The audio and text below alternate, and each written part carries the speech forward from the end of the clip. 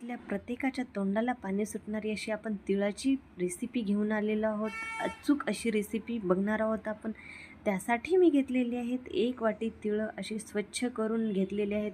कारण तिळामध्ये कधी-कधी थोडेसे खडे राहण्याची शक्यता असते, त्यामुळे तिळे स्वच्छ करून घेतलेले आहे. त्यानंतर घेतलेली आहे मी 1 वाटी साखर, बारीक साखर घेतलेली आहे अशी. त्यानंतर आपण आता तिळाला 5 ते 6 मिनिटासाठी थोडंसं परतून घेणार आहोत, जेणेकरून आपले तिळं व्यवस्थितशीर असे होतील. त्यासाठी मी गॅसवर कढई ठेवलेली आहे. कढईमध्ये तिळं टाकलेले आहेत आणि जास्त वेळ अजिबात तिळं म्हणजे भाजून घ्यायचे नाहीत. फक्त 5 ते 6 मिनिटासाठी भाजून घ्यायचे आहेत. आणि आपल्याला जर आपले तिळं भाजलेत का नाही हे लक्षात येत नसेल, तर तिळं आपले भाजल्यानंतर ॲटोमॅटिक वर येतात, असं म्हणजे उडतात एक प्रकारे. ते आपल्याला लक्षात येण्यासारखं आहे. बघू शकता आपले तिळं भाजून मस्त तयार झालेले आहेत.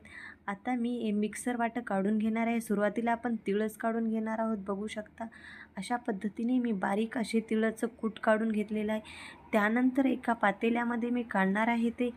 त्यानंतर आपण टाकणार आहोत मिक्सरमध्ये साखर पण काढून घेणार आहोत. त्यासाठी मी मिक्सरमध्ये 1 वाटी साखर टाकलेली आहे आणि आपण साखर बारीक काढून घेणार आहोत. अजिबात ओबडधोबड काढायची नाही, बारीक साखर काढून घेणार आहोत. बघू शकता मी साखर पण काढून घेतलेली आहे बारीक. आता आपण याला मस्त असं एकत्र करून घेणार आहोत. साखर आणि तिळाचं आपलं जे आपण मिश्रण काढलं होतं ते एकदम व्यवस्थितशीर पूर्ण असं एकत्र करून घेणार आहोत. आता आपलं मिश्रण तयार झालं तोपर्यंत आपण एक पिठाचा उंडा चुरणार. ज्या पद्धतीने आपण चपातीच्या उंड्यासाठी चुरतो त्या पद्धतीनेच आपल्याला या पोळीसाठी पण उंडा चुरून घ्यायचा आहे. त्यासाठी मी घेतलेलं आहे गव्हाचं पीठ. थोडंसं मीठ टाकून आपण याला मळून घेणार आहोत. बघू शकता एकदम मऊ मळून घ्यायचं आहे पीठ, निब्बर मळायचं नाही. आणि 5 ते 6 मिनिटासाठी मी झाकून ठेवलेलं होतं पीठ. आता बघू शकता आपलं तयार झालेलं आहे. आता चला तर आपण पोळ्याला लाटायला सुरुवात करूयात. घेतलेला आहे छोटासा उंडा, त्यामध्ये मस्त असं गोल करून घेतलेला आहे. आता आपण मध्ये मस्त असा छोटासा तिळाच्या गोळ्याचा उंडा करणार आहोत आणि मध्ये घालून घेणार आहोत आणि त्याला मस्त असं दाबून घेणार आहोत.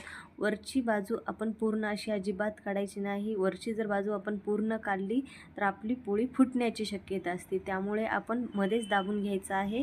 बघू शकता मी कशा पद्धतीने करत आहे. अशा जर पद्धतीने तुम्ही केलात तर तुमची पोळी अजिबात फुटत नाही. खूप बायकांचं म्हणणं होतं की आमची पोळी फुटते, आमची पोळी फुटते. अशा पद्धतीने केल्यानंतर तुमची पोळी अजिबात फुटणार नाही, याची मी गॅरंटी घेते. बघू शकता अशी मस्त अशी आपली पोळी लाटून झालेली आहे. आता तवा ठेवलेला आहे. तव्यावर आपण मस्त आधी तेल टाकून घेणार आहोत आणि त्यानंतरच आपण पोळी टाकून घेणार आहोत. बघू शकता असं मध्ये बॉईल आल्यानंतर छोटे छोटे आल्यानंतर आपल्याला पोळी परतून घ्यायची आहे आणि त्याच्यानंतर आपल्याला तेल लावून घ्यायचं आहे. बघू शकता आपली पोळी कशी मस्त अशी टम्म फुगून तयार झालेली आहे.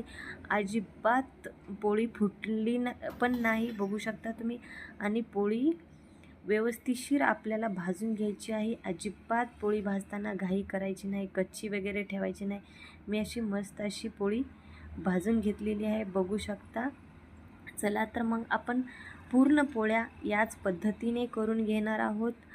तुम्ही कशा पद्धतीने तिळाच्या पोळ्या करता ते मला नक्की कमेंट बॉक्समध्ये सांगायला विसरू नका.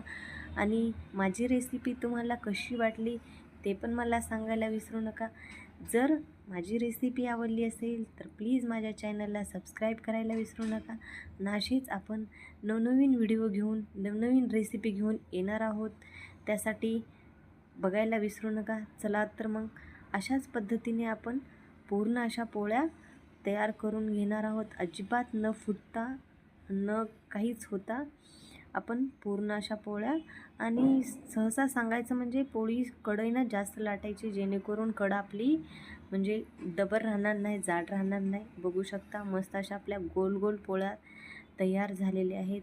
आपण पोळ्या कमीत कमी ह्या पोळ्या प्रवासामध्ये नेण्यासाठी म्हणा 8-9 दिवस राहू शकतात. त्या पोळ्या तिळाच्या पोळीला काहीच होत नाही अजिबात, म्हणजे व्यवस्थितशीर राहतात. तिळाची पोळी प्रवासामध्ये म्हणा कुठे म्हणा आपण घेऊन जाऊ शकतो, याला काहीच होत नाही. आणि जर तुम्ही अशा पद्धतीने केला तर तुमची पोळी अजिबात फुटणार पण नाही आणि एकदम व्यवस्थित पण होईल.